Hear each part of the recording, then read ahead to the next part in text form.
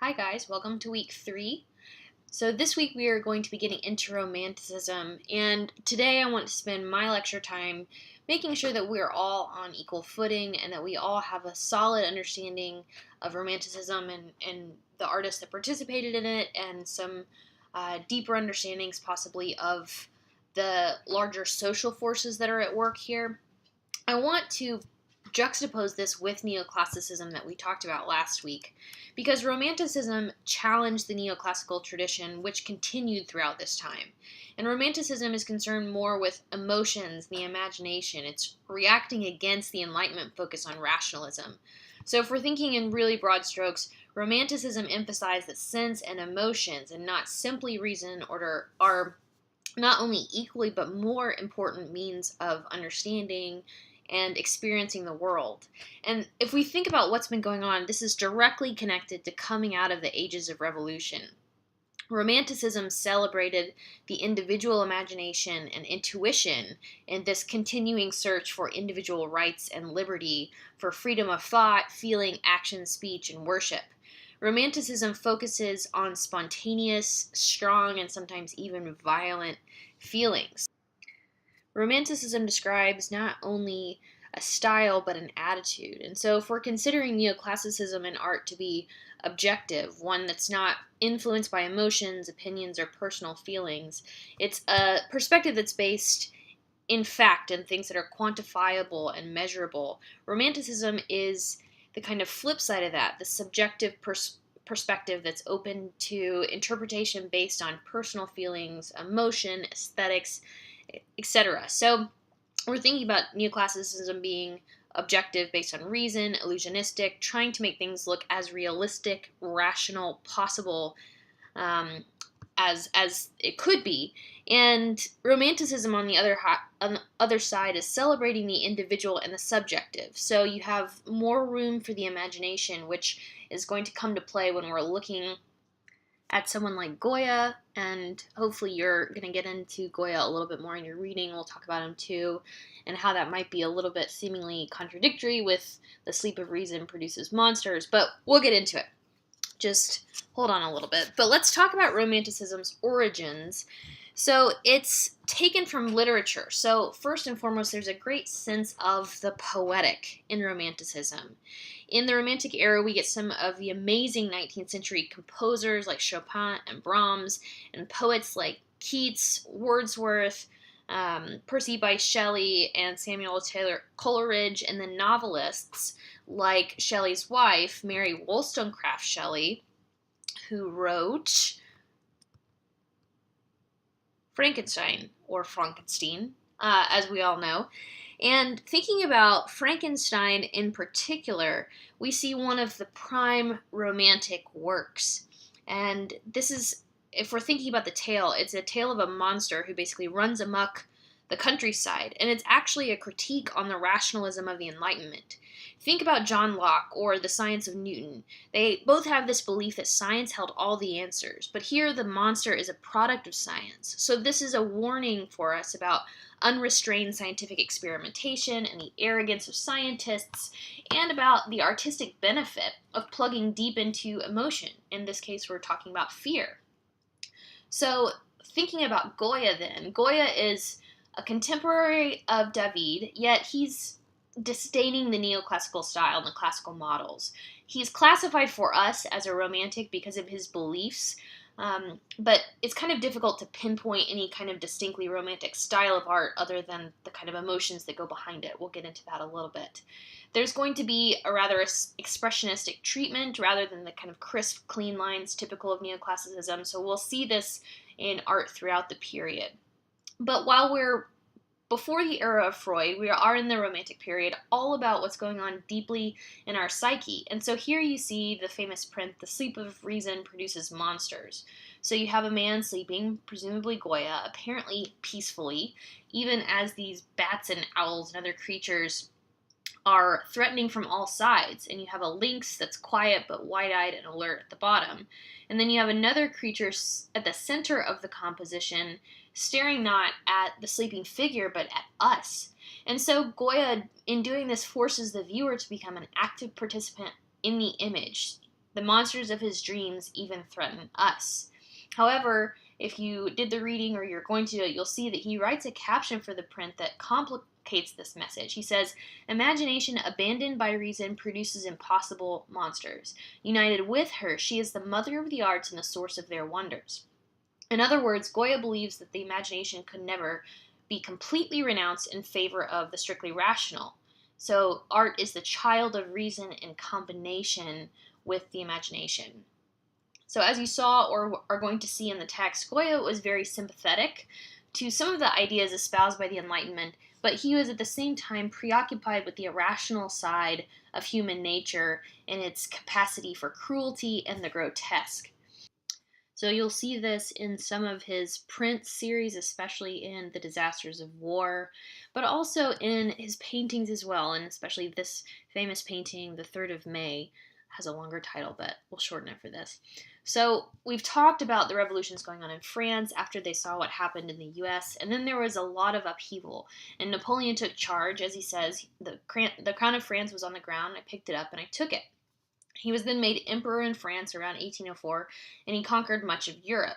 And this, a little bit of background, he was determined to control the ports of Portugal and Spain. And the Spanish monarchy knew that he was absolutely about to invade, so they agreed to an alliance with him. But despite this alliance, Napoleon gave his army free rein to pillage Spanish towns as they marched to Portugal. So think about that as being in the background here, this injustice. So let's look briefly at the depiction of Napoleon's occupation of Spain. So Goya was born in Spain, and the government actually commissioned him to do this work, to document this invasion and the occupation of Spain. So you have here this uprising of Spaniards against the French that occurred in Madrid on May 2nd of 1808. And the very next night, the rebels and the innocent victims were executed by the French soldiers. And this event essentially gained Napoleon the control of Spain, but it also started this resistance movement against Napoleon. Goya created this after Napoleon had been defeated in 1814, so the subject matter is pretty close in time to the events depicted. And what we see here is this confrontation between helpless, emotive individuals and this faceless, anonymous, inhuman power. The Spaniards who are being executed are not presented as heroes necessarily, but as victims. There's a variety of emotions going on here. They're also shown as peasants.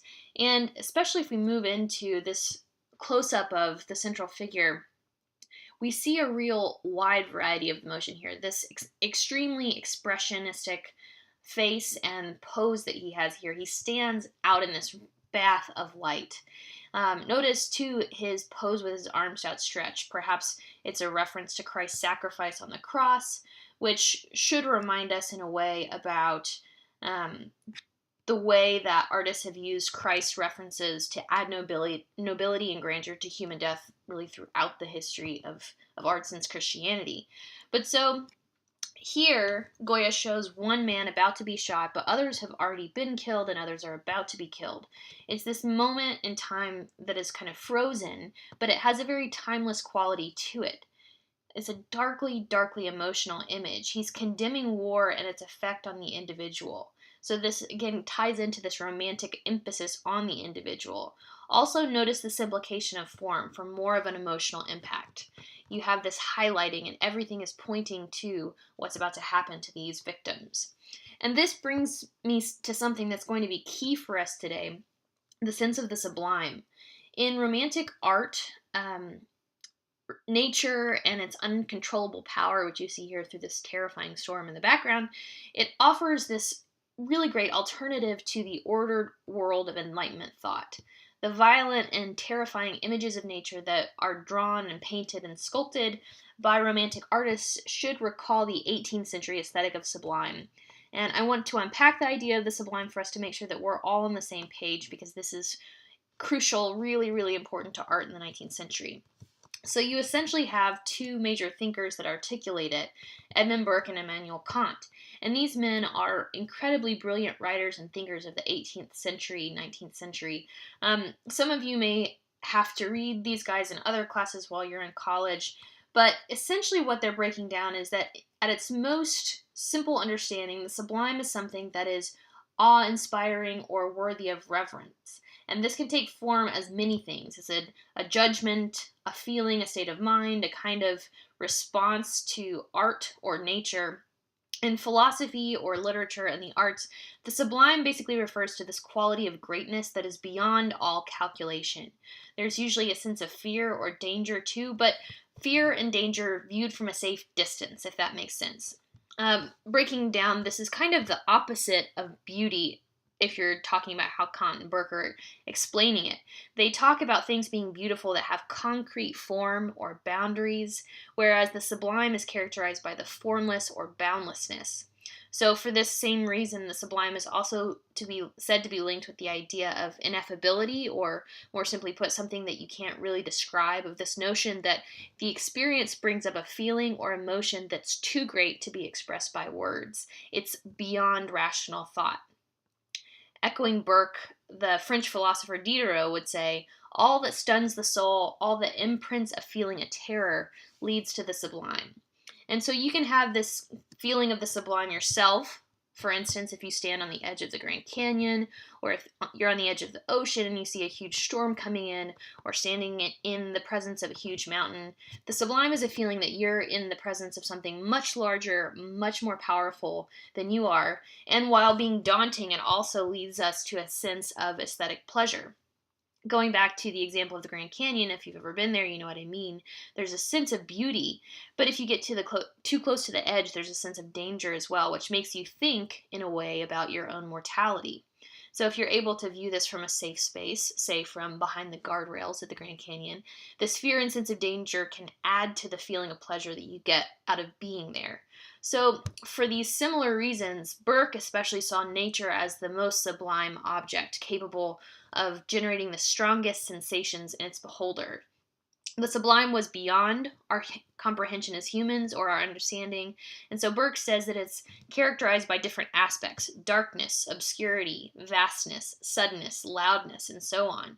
So, as opposed to feeling pleasure through beauty, here there's a sense of pleasure that you can get from feeling unsettled and small. It can also loosely connect to the feeling that we have while enjoying scary movies, and that's just to make sure you guys are still with me and awake. Closely tied to this, we have the idea of the picturesque that is introduced in the early part of the 19th century. And I bring in these images of Hugh Grant and Kate Winslet as two of the characters in Jane Austen's Sense and Sensibility. And I think it's really interesting to get into Jane Austen a little bit, especially when it regards to the picturesque. If you read Sense and Sensibility specifically, you have this discussion that occurs between Edward Ferrars and Marianne Dashwood in chapter 18. And it kind of reveals a lot about each of their characters, but also Jane Austen's own views on blasted trees and other things that are picturesque. So this comes out of this book by William Gilpin that's written specifically about the beauty or lack thereof to be found in trees, and it's probably from the language used in the passage that we have here, and I'll just briefly gloss over it for you. He's having Edward is kind of an old style fan of beauty, and Marianne is a proponent of the picturesque, and so she's given him this diatribe, and he responds. He says, "I'm convinced that you really feel all the delight in a fine prospect which you profess to feel, but in return your sister must allow me to feel no more than I profess. I like a fine prospect, but not on picturesque principles. I do not like crooked, twisted, blasted trees. I admire them much more if they are tall, straight, and flourishing. I do not like ruined, tattered colleges. I'm not fond of nettles or thistles or heath blossoms. I have more pleasure in a snug farmhouse than a watchtower, and a troop of happy, tidy villagers please me better than the finest banditti in the world." And so basically he's unpacking all of these ideas of the picturesque that your book talks about, especially by Gilpin, and here in the tour of Dr. Syntax in Search of the Picturesque, there are some great prints that come out of this as well. But basically, I'm bringing this in because I think it's really interesting that Jane Austen is engaging with the philosophical and aesthetic debates at the time. And, he's, Edward Ferrars here is kind of giving us the mainline response to this kind of romantic ideal that Marianne Dashwood is espousing. So, Keep this in mind that the picturesque also was an artistic tool, that there were viewfinders made and manufactured to help artists find the most picturesque parts of the landscape. So this is all clearly defined in this early part of the 19th century. And we really begin to see these ideas of the picturesque and the sublime find their way into art in the 19th century in Romanticism, especially in what is now Germany. And it was at this point in the history of the word sublime that visual artists became really deeply intrigued by the challenge of representing it. They're asking, how can an artist paint the sensation that we experience when words fail us or when we ourselves are beyond the limits of reason? How do you capture the ineffable? And so, probably among the most successful artists to do this was the German artist Caspar David Friedrich. And this is possibly his most famous work, The Wanderer Above the Sea of Fog from about 1818. Your book shows you Monk by the Sea, but I want to take some time here to look at Wanderer Above the Sea of Fog because it's such a great example of the sublime in art. So you have this solitary figure, he's painted with his back to us, and he stands on a rocky elevation, and he's looking out, he's contemplating this high mountain landscape that is so grand, it extends almost indefinitely into the distance. And the clouds seem to be moving, and the wind is swirling around. Just look at his hair. Friedrich's greatest accomplishment was his ability to turn landscapes into this medium of psychological, physiological, and spiritual biography. So here, it's important to note that this is a self-portrait. He includes his own portrait within his landscape as a figure seen from behind, which is a device that he introduced that's intended to invite us as the viewer to look at the world through the lens of his own perception, or to take a step into his shoes, so to speak. Imagine what it would be that he is looking at over the ledge here. Paradoxically, this can also make you, the viewer, a step further away, increasing the mental and emotional distance because you're maybe not able to empathize with him like this. But knowing that this is a self-portrait too is really important. Friedrich, throughout his career, stresses that the very idea of self-expression had to be associated with isolation. So for him, he had to get away from the city, had to get away from the stresses of life to be able to express himself. And so this is about ideological, physical isolation to be able to tap into this. But this is also characteristic of the sublime. There's a sense of danger. This man is standing on the precipice of a high cliff, and this is what I was talking about when I said that the sublime is a way for the viewer to experience danger or terror from a safe aesthetic space, which eventually leads to a kind of pleasure. You have the sublime that's depicted here in a lot of different ways, whether it's the danger of him being on the cliff, the sense of vastness of the wilderness in front of us, or even how the fog is obscuring some of the elements of the landscape in front of us. All of these things should lead us to this really powerful, almost visceral or physical reaction that Friedrich is trying to make us have. It's not really exaggerating to say that this picture is the essence of the Romantic approach to art. Here he's adapted these generic conventions of landscape painting to the demands of creative self-expression. So he's taking what he's seeing in landscape and really bringing it to mean something more than just the landscape. And this is pretty ahead of his time. Here you start to see, especially in the fog, the start of a mode of painting that's almost abstract. There's a sense of movement and fluidity. And if you look at Monk by the Sea in your text, you also see how Mark Rothko in the mid-20th century is really influenced by Friedrich, and that the fluidity of the brushwork and how these forms become kind of suffused, especially the way the clouds and the sea essentially blend in together. And if we're thinking about the sea, it's appropriate for the sublime because it's largely vast and unknown. So if we want to move to another painting that we've already looked at that may be considered neoclassical, there are some sublime elements here.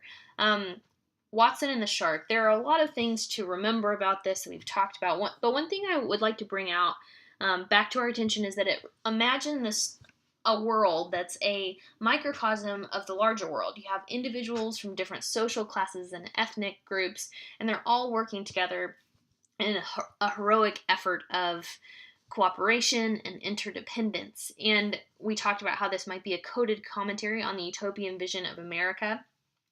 So if we're thinking about that, and hold this picture in your mind as we move to Géricault's raft of the Medusa, because this is a great shift. Stylistically, it's much more romantic. There's strong diagonals.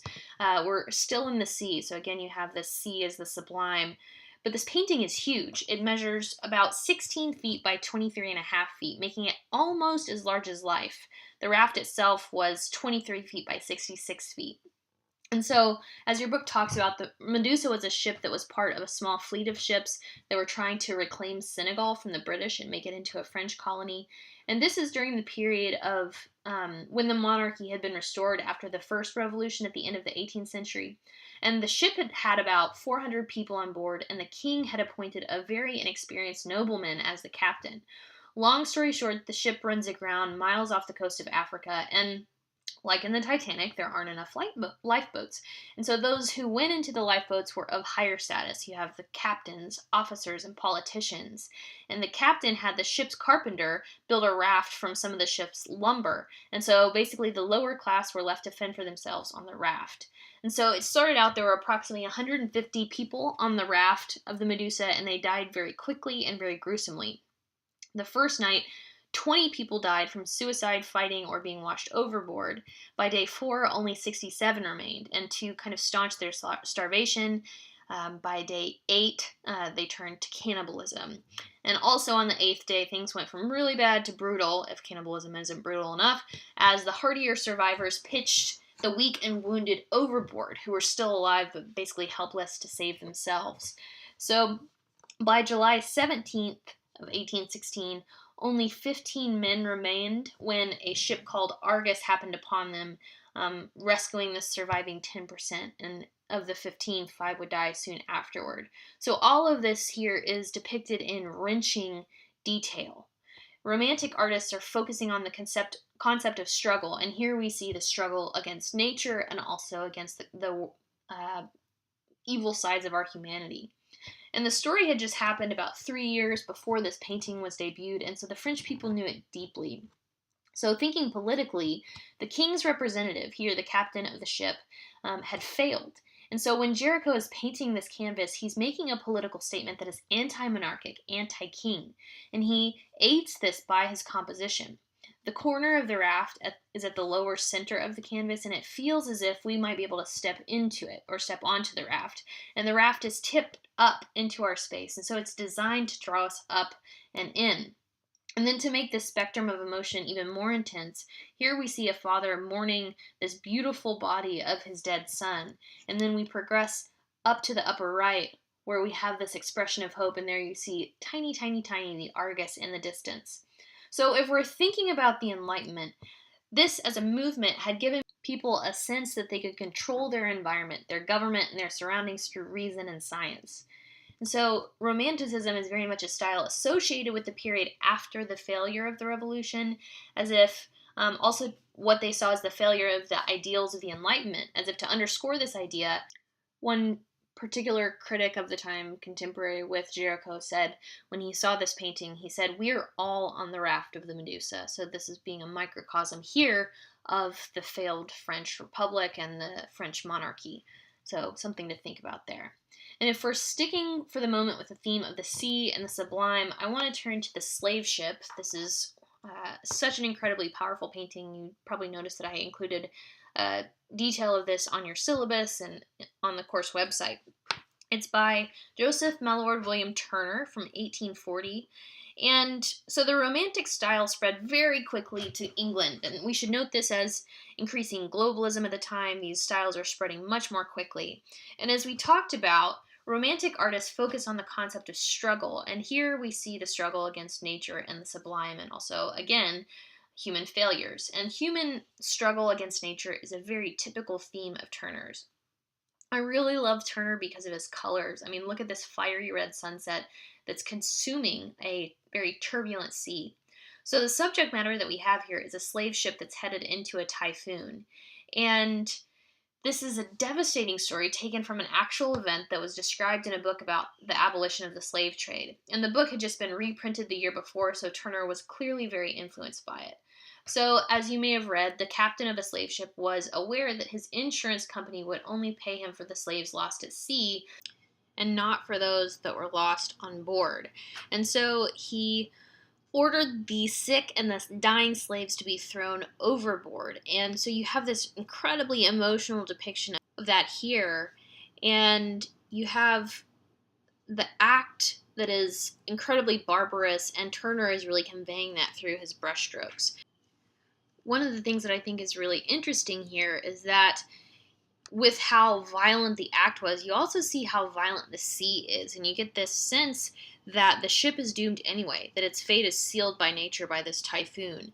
And so Turner is making a political statement here about man's inhumanity, but the message is that everybody's eventually going to be judged, regardless of their stature in society. One of the things that we can draw from this is that Romanticism is inherently democratic. It's about freedom for the soul, freedom of expression, and freedom for everyone politically as well. It's hard to make out what's going on due to how turbulent the scene is and how abstract his expression almost is, but you can see the iron shackles here around the leg of this slave that condemns the slaves to death, that they can't possibly swim with this on even if they still are alive. But again, I talked about abstraction. One thing to note here is his broad brushstrokes, his use of a palette knife to apply these thick washes of color. He's using impasto to add texture to the painting, which really serves to heighten the expressiveness of the canvas. And a key ingredient to his very distinct style is this emotive power of pure color. The haziness of the forms here and how his compositions kind of become indistinct actually serves to intensify the colors in the brushstrokes. And his major innovation here is to release color from any defining outlines, to express both the forces of nature and his own emotional responses to them. And his methods would have a profound effect on painting that would follow this. This emphasis on the aesthetic and the emotive power of pure color in his brushwork, the way he makes the painting physically present, so where it itself is almost the subject, are really important and revolutionary steps in themselves. And I also wanted to talk a bit about this one, Rain, Steam, and Speed, and this is a painting that dates from 1844, a time when the railway was really crisscrossing the British landscape, as well as in Europe and the United States. It was a brand new way of traveling, connecting cities and people to each other, and so it's going to change not only the landscape, but society incredibly dramatically. It's probably the most potent symbol of industrialization. Also notice the two bridges here. There is an old kind of classical arched bridge on the left, and then this modern brick bridge that's built here to be able to withstand the weight and the velocity of the train. So this is kind of a juxtaposition of old methods of travel and new, and this is a notion that really permeates the entire work. Let's talk again for a minute about what he does with paint. He captures that feeling of the train coming towards us, and with a sense of speed by using this diagonal line, so he creates the sense of movement. And then the atmosphere here is swirling. There's a sense of the rain pounding at the train and the bridge. I mean, 3/4 of this painting is virtually abstract or unreadable. So you have Turner experimenting with his thick impasto, layers upon layers of paint, variations of color and tone of sky. You have the atmosphere, the rain, and the way in which, in a sense, the rain dissolves the hard forms and creates an overall kind of unity in the scene. The only thing that comes through with any real clarity is the black chimney of the train that's coming towards us. Though if we look very closely, we might see a farmer with a non-mechanical plow on the right side, and my favorite part, a small hare running in front of the train. It's kind of difficult to see, but anyway, it's almost as if the rabbit is in a race with the train. It seems as though Turner is bringing together nature, agrarian life, industry, all in one, but doing so in a style that is so loose, it really elicits a feeling of what it might be like to stand and watch a train on a rainy day in the British countryside. And he does this more through brushwork and strategic use of color than any kind of clarity of form. So we see here Turner's use of art to make both political statements and to comment on social change, as well as his interest in emerging technologies. Combining with this increasing level of abstraction, this is going to be, again, greatly influential to later artists. All the while, though, he's using this kind of romantic visual idiom. He's really trying to key up our emotional response to the work. And speaking of emotional responses, let's look briefly at Liberty Leading the People by Delacroix.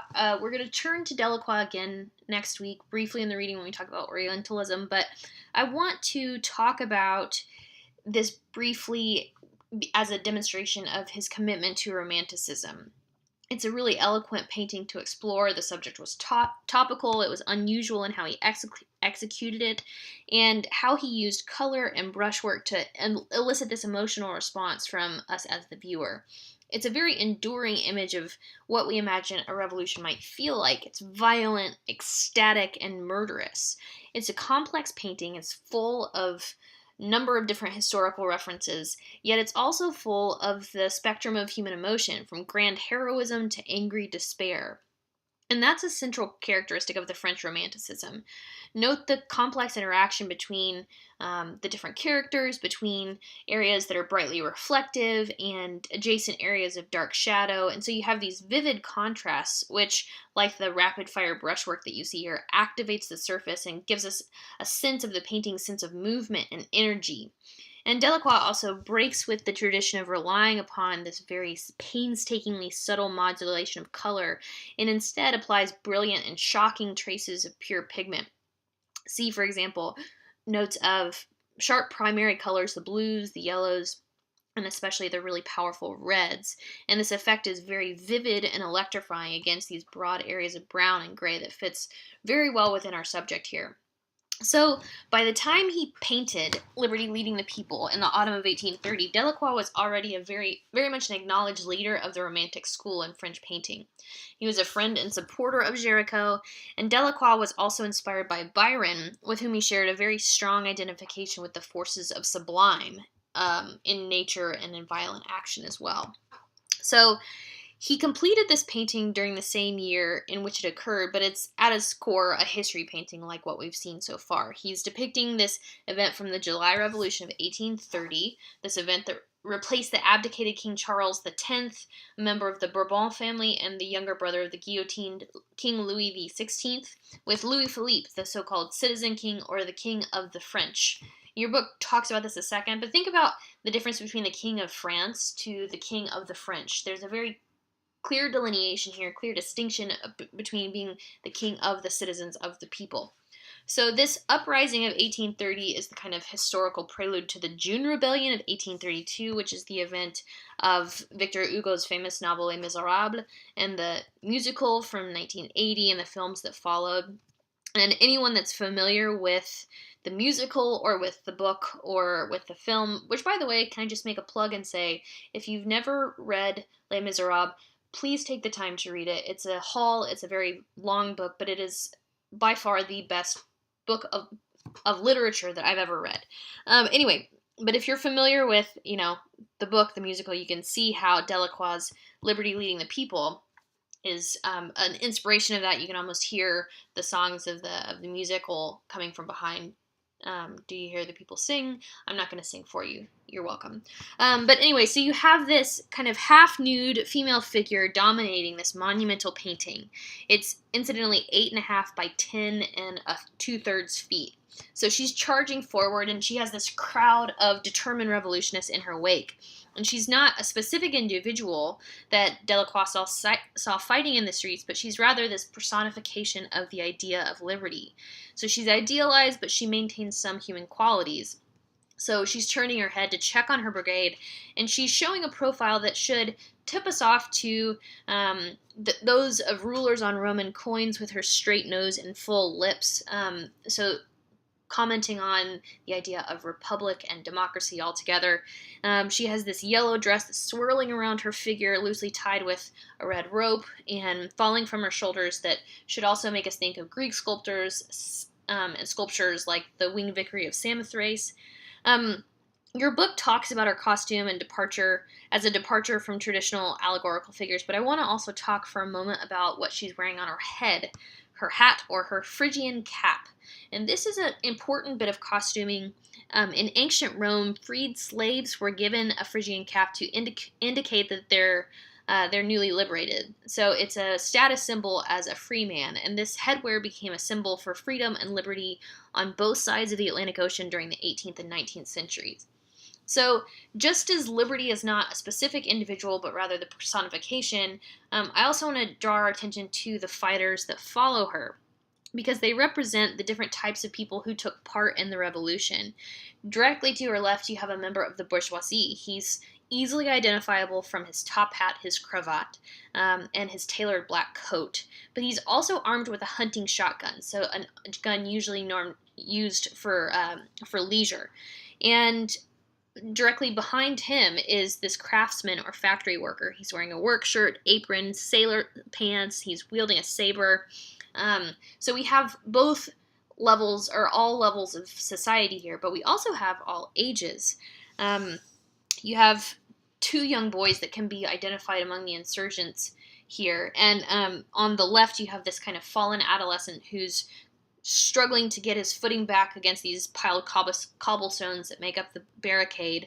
The more famous of the two is on the right side of the painting, and this is often thought to be the visual inspiration for Hugo's character of Gavroche in Les Miserables, this little boy here who's wielding two pistols. He's wearing a falouche, a black velvet beret common to students, and he's carrying what appears to be a school bag or a cartridge satchel across his body. So here, all that to say, I'm just drawing our attention also to the ways in which he's messing with paint in the background, that he has these loose swaths of color, there's dark, light interacting here, and you see Romanticism being used by Delacroix in similar ways, honestly, to the way that Neoclassicism was being used by David, but more so here, Delacroix is appealing to the viewer's emotion, rather than this kind of Republican sense of duty, but both for these larger aims, if you can think about that. However, Romanticism didn't have to be so obviously violent to convey a political message or to give us a sense of the sublime. I want to shift to American Romanticism. It begins to take shape in the landscape painting of the mid-19th century. But I wanted to bring in Emerson today to talk about Romanticism because it's so deeply tied to transcendentalism in America. And Emerson elucidates things that should remind you so much of what Cole had to say in the readings. In Emerson's work, you'll find a huge emphasis on individualism, which is one of the central themes of Romanticism, even in America. And he played a big part in elaborating these individualist ideals like self-reliance. He has a whole essay titled it. So transcendentalism in America, which Emerson was the leading figure, resembled European Romanticism in its idea that this fundamental continuity exists between man and nature and God or the divine. So what is beyond nature is revealed through nature, that nature becomes this symbol or this indication of a deeper reality, especially in Emerson's philosophy. So the Romantic movement basically reached America around the year 1820. And in America, as in Europe, this fresh new vision electrified the artistic and intellectual circles. But there's an important difference. Romanticism in America coincided with this period of national expansion and the discovery of a distinctive American voice, or trying to find what is American, essentially, what is the American identity. And so you have this solidification of a national identity that's happening at this time, and this idealism and passion of Romanticism that come together. And this basically culminates in these masterpieces of what later became known as the American Renaissance. And most often this took place in depictions of the landscape, which was our most important asset as a nation up to this point, and maybe still. Romantic ideas centered around art as inspiration, and centered around the spiritual and aesthetic dimension of nature, and metaphors of organic art rather than, the contrived that we've been talking about. And so, within this, art rather than science, Romantics argued, could best express universal truth. And this is, again, kind of contradicting what the Enlightenment had said. So let's get into Emerson a bit to see how he in particular argued this. He became known as the central figure of his group, the Transcendentalists, and these writers each shared a key belief that each individual could transcend or move beyond the physical world of the senses into this deeper spiritual experience through intuition, through free will, through experience of nature. And here, this is important because for them, God was not remote and unknowable. Believers could understand God and themselves by looking into their own souls and by feeling their own connection connection to nature. Wow. So this begins this kind of emotional connection to God that's instigated by natural beauty. And you'll read this time and time again in his essays, and especially in the essay that I gave you guys. He says things like, beauty is the form under which the intellect prefers to study the world. And through that, then he breaks down why visual art is as valid a way to engage in the world as books or shut off in stuffy old classrooms. Wait, what am I saying? This is the academic world that we're in. Close your ears. Anyway, but what's more important is that beauty is tied with a higher purpose for Emerson, just like it is for Cole. Another key quotation from the beauty essay was that he says, all high beauty has a moral element in it, and I find the antique sculpture as ethical as Marcus Antoninus, and the beauty ever in proportion to the depth of thought. So, thinking about beauty and what we know of it, it's usually connected to the visual, and though it can be in music or any other kind of sensory experience, but beauty for us, for our purposes today, and for Emerson generally, is tied with the visual. Visual experience is usually initiated by contact with nature, and this figures large in the Emersonian religion and leads to our conversion of our spirit. In The American Scholar, he says, books are for the scholar's idle times. When he can read God directly, the hour is too precious to be wasted in other men's transcripts of their readings. That's a pretty radical statement. Incidentally, Oliver Wendell Holmes Sr. considered this particular speech, The American Scholar, to be America's intellectual declaration of independence. But let's go back to this quote for a second. Books are for the scholar's idle times. When he can read God directly, the hour is too precious to be wasted in other men's transcripts of their reading. This statement cuts to the core of what Emerson believed. It's a call for us to step outside of reading about God and go in to experience God directly. And he does this in a call to action that's inherently and emphatically visual. Reading God by nature, experiencing nature, seeing nature, necessarily leads us to a more direct and authentic understanding of God. And one of Emerson's most famous experiences of God is essentially an experience of the sublime, and it basically starts the Transcendentalist movement. So, to set it up for you, he's walking through the forest near his home in Concord, and he writes, standing on the bare ground, my head bathed by the blithe air and uplifted into infinite space, all mean egotism vanishes. I become a transparent eyeball. I am nothing. I see all. The currents of the universal being circulate through me. I am part or particle of God. So what does he mean by this? Beyond the idea that he becomes a transparent eyeball, which was something that was immediately made fun of by his contemporaries in cartoons. You see here Christopher Cranch's satirization of Emerson in cartoon form as the transparent eyeball. This came out almost immediately after the essay's publication. The satire actually underscores how important this moment was, though. So he is transparent eyeball. He's basically experiencing the sublime in nature. So in this moment of ecstasy, Emerson effectively instigates the Transcendentalist movement, but this perception of nature shakes him at his core. He becomes the quintessential seer here, in all senses of the word, but when he says all mean egotism vanishes, he's saying he realizes how small he is and how insignificant he is in the great scheme of things, and he's overwhelmed by this quasi-mystical experience. This is a true sublime moment. Also, when he's talking about all mean egotism vanishing, he's basically saying that any soul wishing to see for her or himself could become free to join in communion with the divine. And so this moment is kind of a watershed moment for him. This is when he starts thinking about what nature is like, what we are like, and how artists and poets and writers can help lead the public into new understandings of the world around them by conveying to them their own experiences. For Emerson, the direct interaction with God and nature will actually call man to be aware of creation himself and then to take part in the act of creation, to make new things. Emerson says elsewhere that we too must write Bibles, and he's talking about how it's our job to make records too of our experience with God.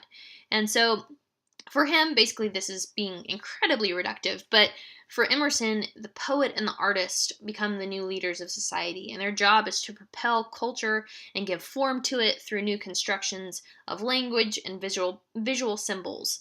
And so Emerson basically says that we need this kind of artist prophet who interacts with the divine and can lead culture forward. So, as he's working to bring about this new age of belief, a new freely accessible experience with God, it's important here to note that his search for this unmediated experience with God is also connected deeply to his desire for a new and authentic American form of culture. So, the total reliance on things from Europe or for old world traditions was problematic for cultural expressions, and also for the institutional church. We could get into that a little bit more, but basically, one of the things that he writes, he says, "We have listened too long to the courtly muses of Europe. A nation of men will for the first time exist because each believes himself inspired by the divine soul, which also inspires all men." So you have this direct divine experience that's going to lead to innovations in cultural expressions, and he's weaving together these ideas of creativity and religion and democracy all together to create what's going to become this new tapestry of American culture. And it's important to note here that beauty is a key part of this, and it's the product of conversion and restoration in his theology, and it's the work of the soul. It's the work of both religion and spirit working together. And he talks about the soul being the answer to the problem of restoring the world. So, all that to say, art will then come to play an imperative role in this act of restoration in the world around us. And for this reason, he talks and he says, "Thus, in our fine arts, not imitation, but creation is the aim. In landscapes, the painter should give the suggestion of a fairer creation than we know." So, think about this in particular. We're going to come back to it later in Cole and other landscape painters, and I think you see something very similar in Cole's work. So, thinking about this, thinking about the sublime, thinking about romantic ideas of nature, thinking about transcendentalism, transcending ourselves in nature, I wanted to talk about our discussion in America beginning back in 1824 when a new hotel opened up in the Catskills in upstate New York. And this is a very small tourist hotel, the Catskill Mountain House that you can see here in this postcard from the time.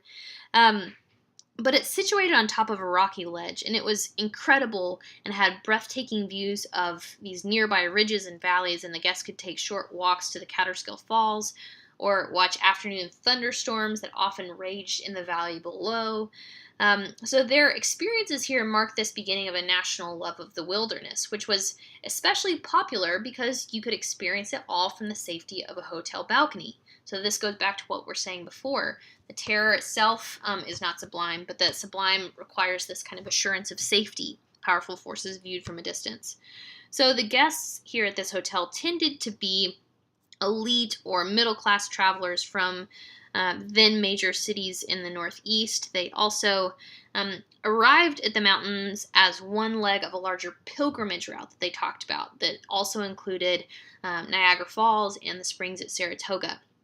But their goal included more than relief from the summer heat or even a quest for new experiences. They're looking for this firsthand encounter with the spiritual possibilities of the landscape.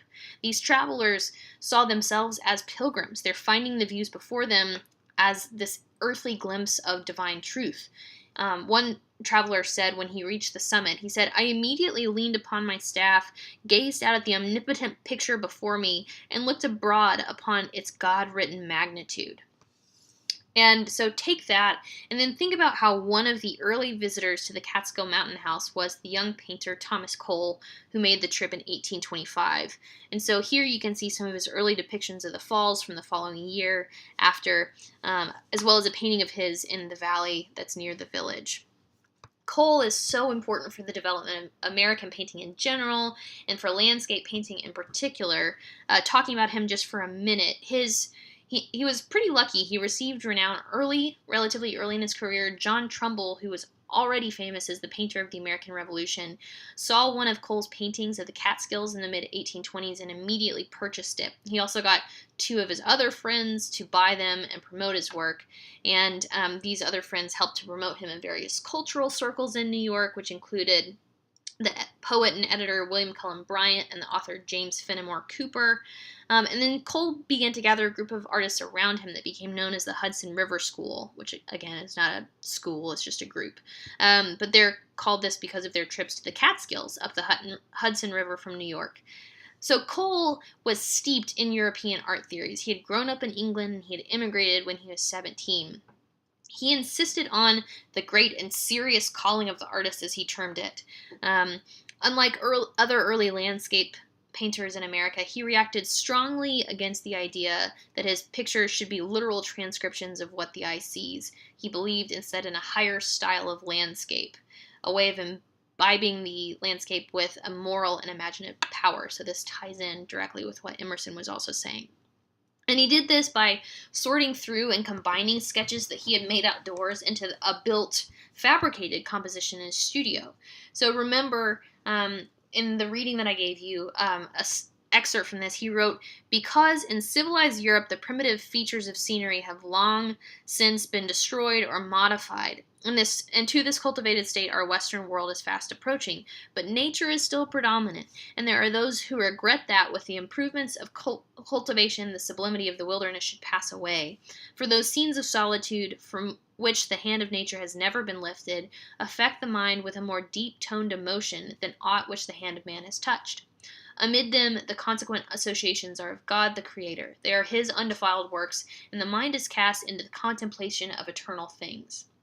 So this essentially is Cole's purpose as an artist, and it was greatly, greatly shaped by his own personal history. Cole came to the United States from an industrialized England, and he knew firsthand how modernization and urbanization could devastate open space and really pollute cities. And so when he made his first trip up New York's Hudson River in 1825, you can imagine how he was awed by the vast beauty of the land that was on this cusp of change, of development. And so through this, he began to think that Americans were at a decision point. What would the future be like in this land? So in the 19th century, you have leading thinkers in the United States that are arguing about the relationship of humans to nature. Advocates of progress believed that man, using the term of the day, could conquer nature. Romantics, who sought out the spiritual, emotional, and interior experience, believed that nature's power was immeasurable, so far exceeding what a man could conceive. So in this sense, Cole is entirely romantic. Here's an example. This is his expulsion from the Garden of Eden from 1827-1828. And he's placing his sense of landscape painting's higher style in the service of social criticism here. And I'll unpack that. So the painting, essentially, as you can see, is divided into two halves, with the center part being this mountain. You have paradise on the right and this turbulent and primeval landscape on the left. So Eden, on the right, has been painted according to the conventions of the beautiful: symmetry, balance, harmony, while the fallen world basically comes straight out of Burke's treatise on the sublime. You have this volcano and writhing forms that are suggesting dangers that are unimaginable in paradise.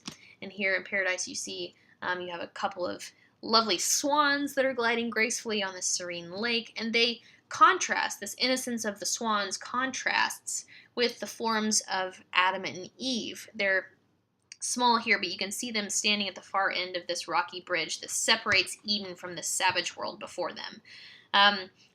If you look, they're a little bit different in form. Adam is looking back to this massive archway that he can't return to as he's exiting Eden.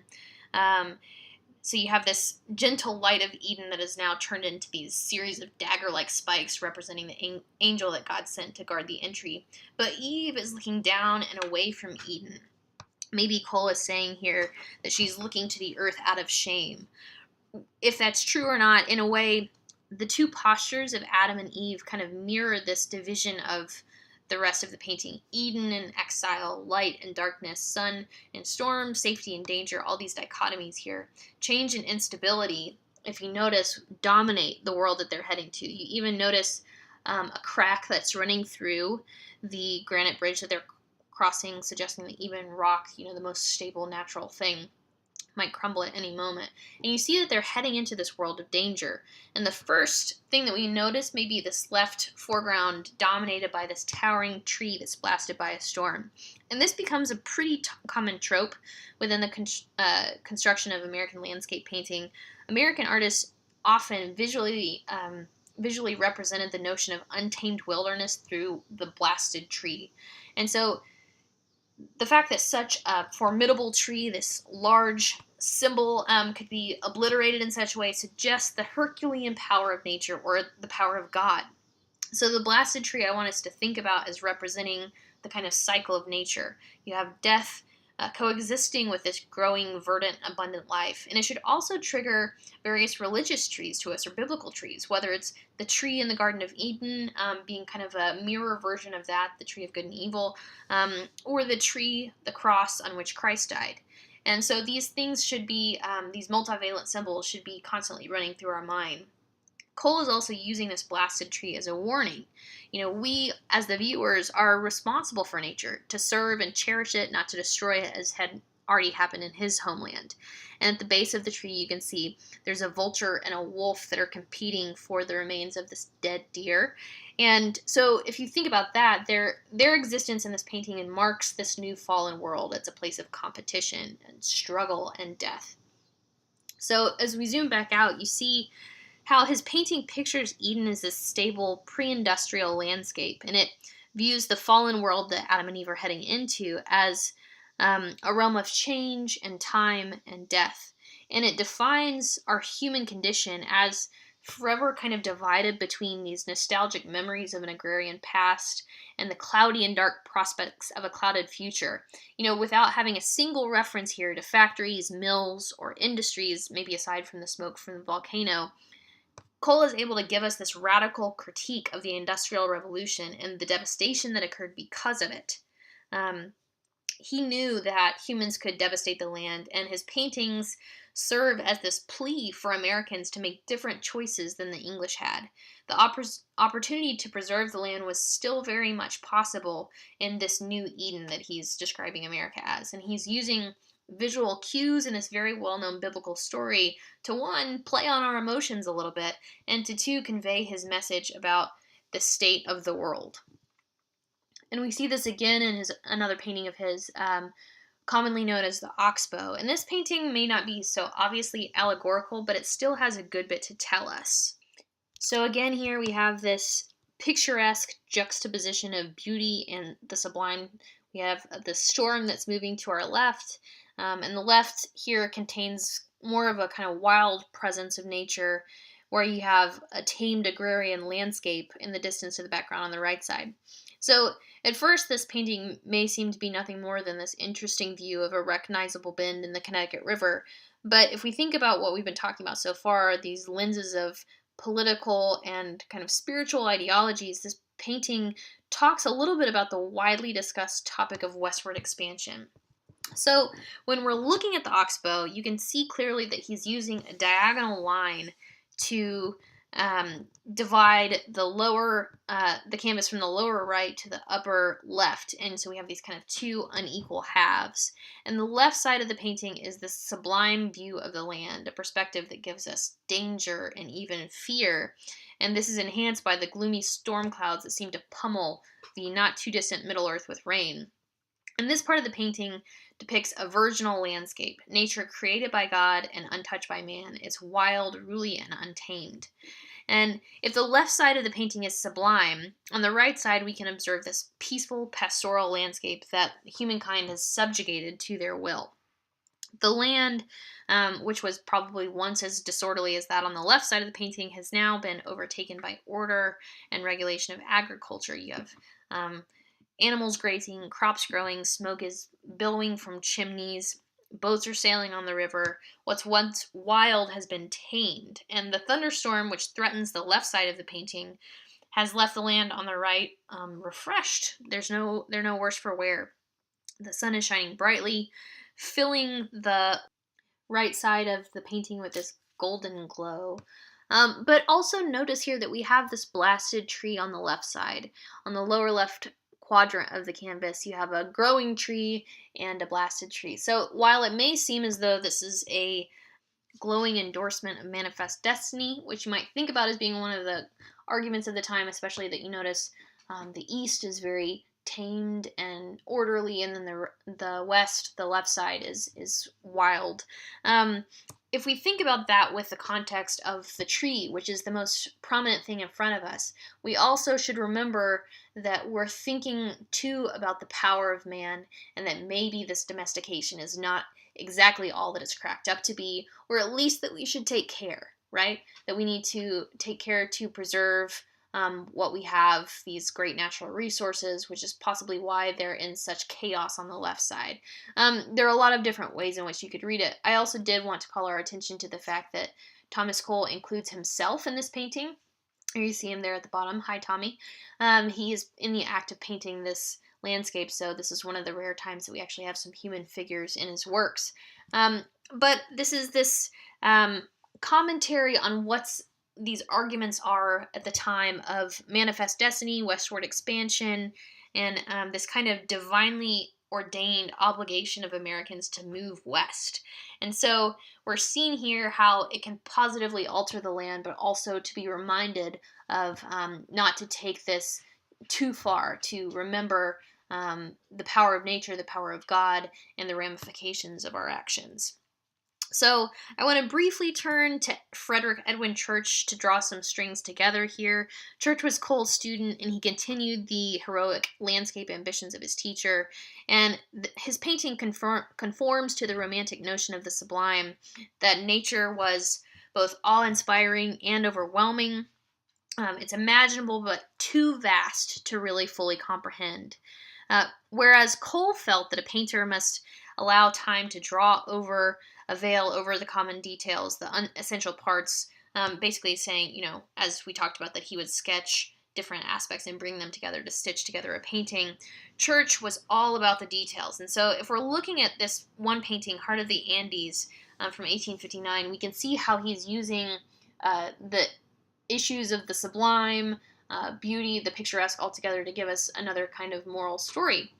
So first, before I get there, let me also just say, as a side note, I think it's helpful to note that at times artists would show just one work as a single picture attraction. So they would charge entrance, just like a movie theater or something like that, and it would be set in a dark window-like frame, draped with curtains. The painting would be brightly lit in an otherwise dark room. And so here you have actually the Heart of the Andes. Church charged admission, and he even advised his visitors to bring opera glasses so they could see the detail better. Apparently, when he displayed another one of his paintings, the Icebergs, which is in the Dallas Museum of Art, there were audible gasps from the audience when the curtains were lifted. But this particular painting, we know, one of his visitors was Mark Twain, or Samuel Clemens, who visited this painting of the Andes multiple times when it came to St. Louis. But thinking about the vast, uninterrupted wilderness, Church traveled to South America twice in the 1850s, and he's deeply invested in scientific and geological thought of the day. And here we can see that. He's dividing his canvas into a series of visual bands, setting one on top of the other, with each representing a different geological or ecological zone. So you have the kind of foreground with this overflowing vegetation of an alpine valley, with ferns and climbing vines that we see are all native to humid mountain valleys. Then you have the exposed rock face in the right center here, next to the waterfall that's indicating erosion, time, change, the kind of geological instability of the world. And this, on one hand, is the point, incidentally.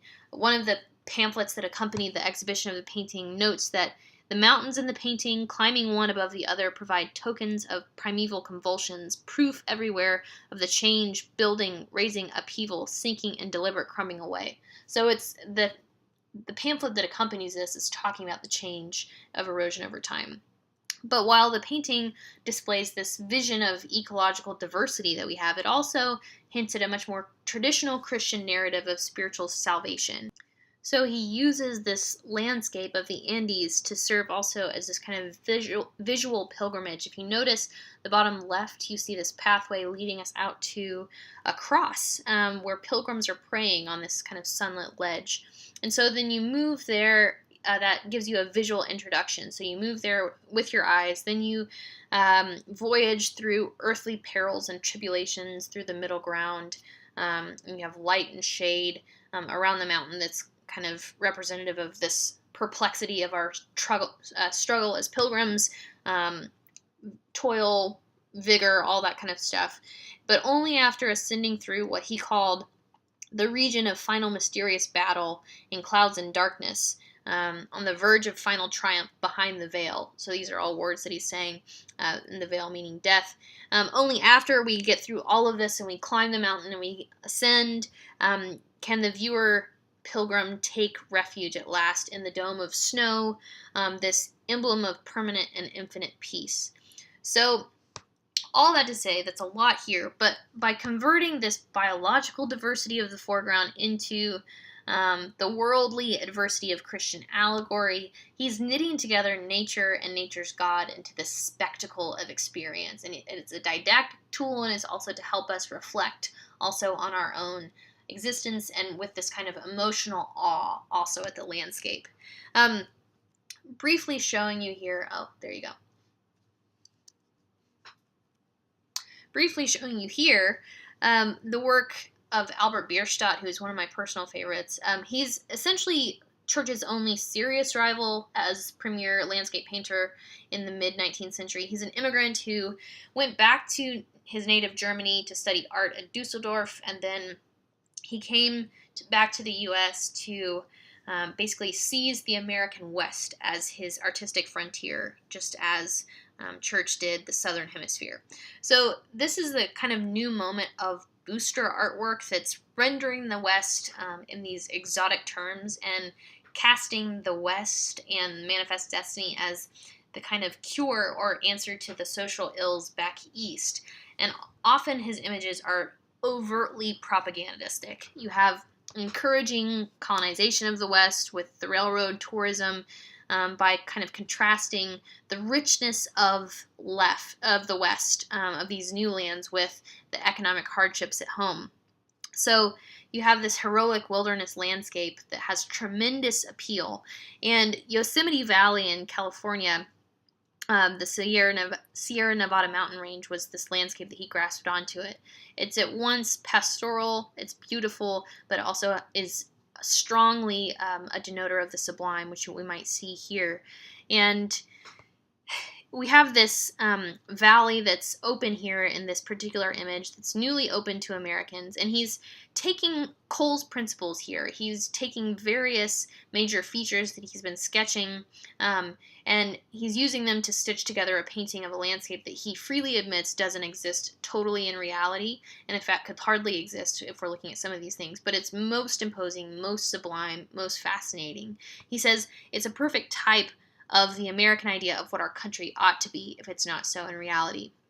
So looking at this a little bit, you have this beautiful sunlight that's breaking through the clouds overhead, which is suggesting that maybe God is blessing the land.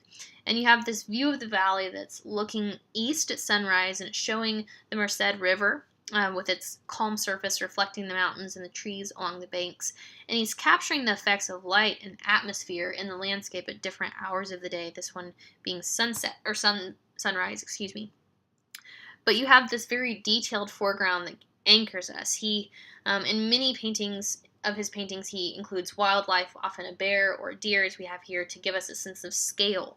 And so this painting exemplifies what we've talked about, these concepts that are common to the American Romantic period, not the least of which is this idea of American lands as the Garden of Eden.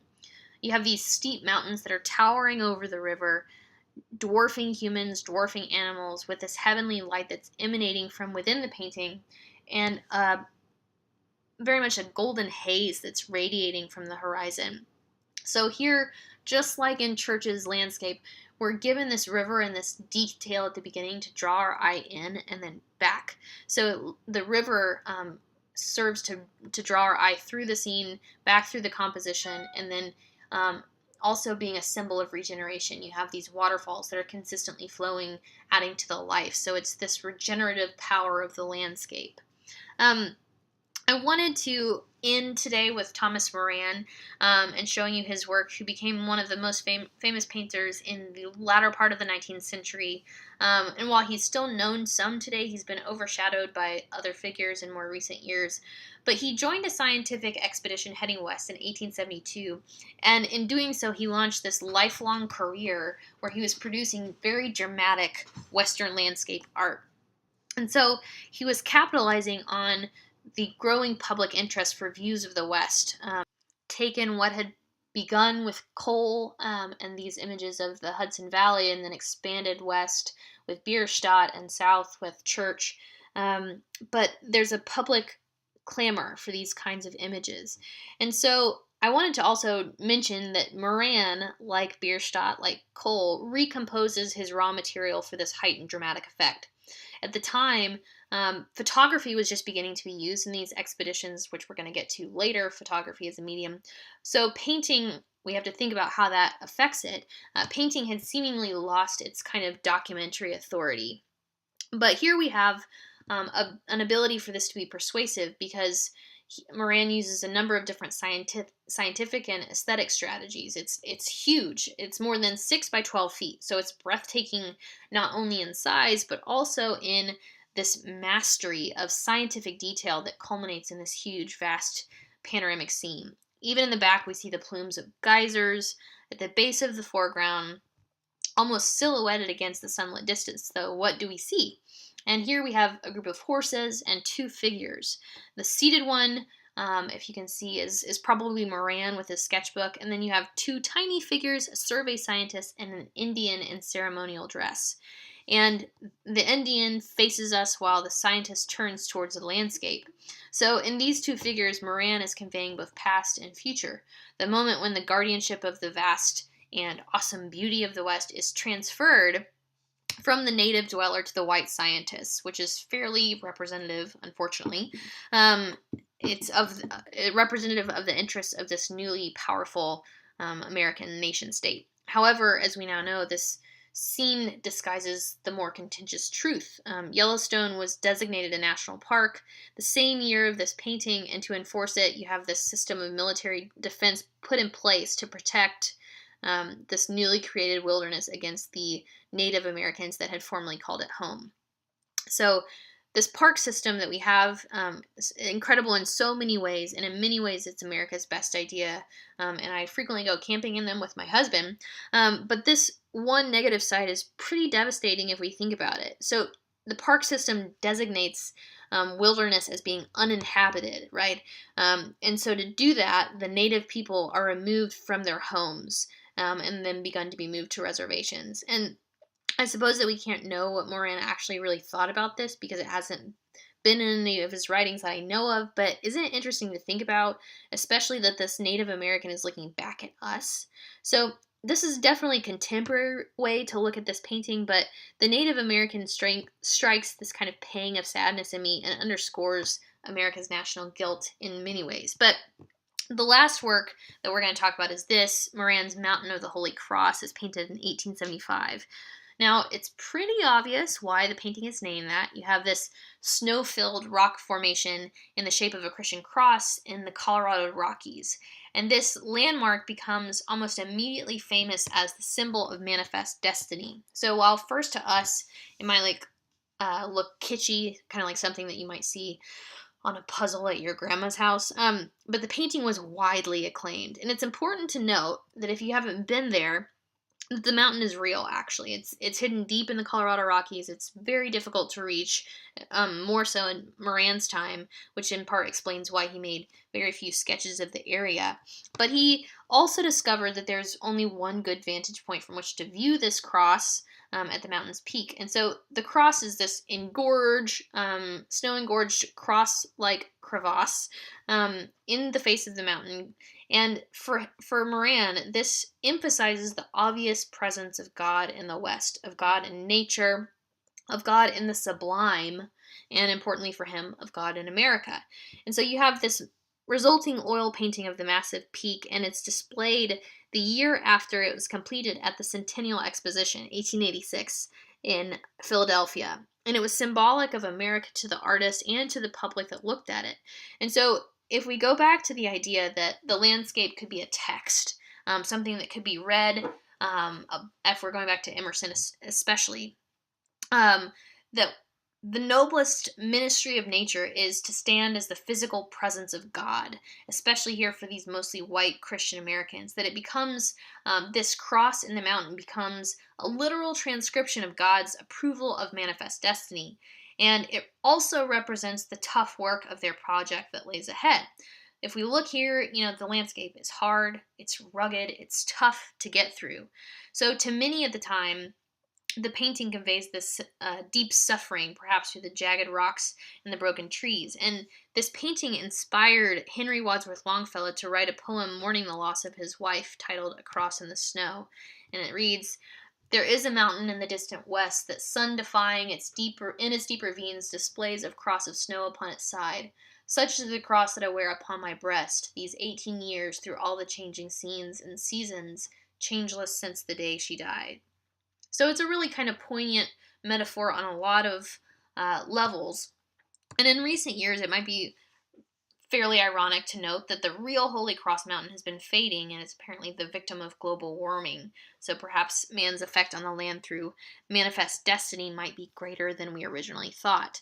But I want us to hold all these things in our mind as you do your reading, or maybe go back and refresh yourself on your reading, since this has been a fairly long video today. But thinking about all of these things together as we go into our discussion prompts. How does Francisco de Goya's work represent aspects of Romanticism? How did Romantic artists react against the ideals of Enlightenment? What was the relationship of Romanticism with nature? What was the impact of Romanticism in the art of the 19th century? I also want us to think, maybe even add something in here that you can feel free to respond to, is that though Romanticism has a high emphasis on the individual and the things that we've talked about, in what ways can Romanticism be used for more national aims? How can that happen? So thinking about Romanticism also as a tool of nation building, I also want us to make sure that we keep in our minds how it also is a symbol of, or a way to get to, a deeper spiritual understanding of the world around us. So with all that in mind, go have some coffee. I know I need some, and I look forward to reading yours.